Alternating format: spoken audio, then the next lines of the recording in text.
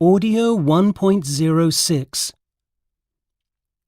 Welcome to today's program, where we're discussing creativity. With me today are three creatives.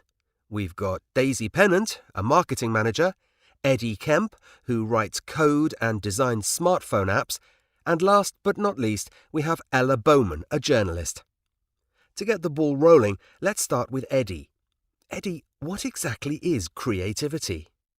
Wow, what a question. Well, I guess it's sort of being able to have a lot of ideas, isn't it? If I can come in here, there's a commonly held view that while creativity does involve being able to have a lot of ideas, it also involves seeing them out to fruition. So, for example, I might have an idea for a marketing promotion, but being creative is about actually building that promotion and seeing it develop through a process of trial and error into a real, tangible campaign. So, sort of having lots of ideas build upon each other into something real. Yes, that's exactly what I mean. I'd like to hear Ella's thoughts on this. Ella?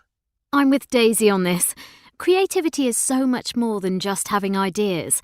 And earlier you raised an important point, in that often it's a process of trial and error. You build on your initial idea with other ideas, try them out, take what works, and build a solid picture. So creativity is more of a process. That's a really good point.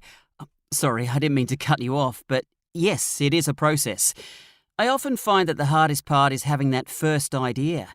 So if I'm having trouble finding it, I might just start with something simple, knowing I won't end up using it. Then that sort of gets the wheels in motion, so to speak, and other ideas follow. Sorry, Ella, you were saying. Oh, no problem. I was just saying exactly that, really. That it's more of a process than just a collection of ideas. It's what's often called the creative flow. Do you agree, Daisy? Absolutely. The creative flow's a bit like a fast river.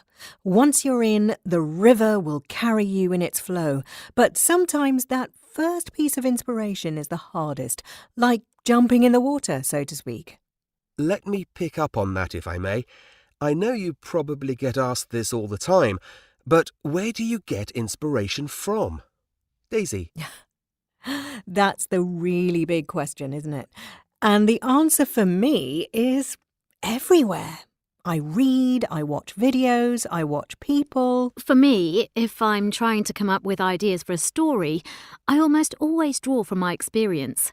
I had an English teacher at school who always said, "Write about what you know."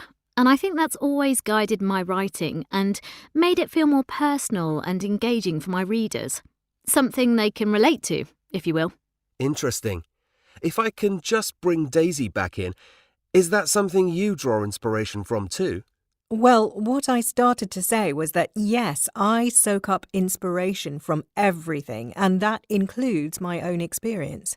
I think for me, when I'm trying to think of ideas is important too. And going back to what I was saying earlier, I think creativity is really all about getting the process started. As we mentioned before, it's like a river. And for me, I do this best first thing in the morning.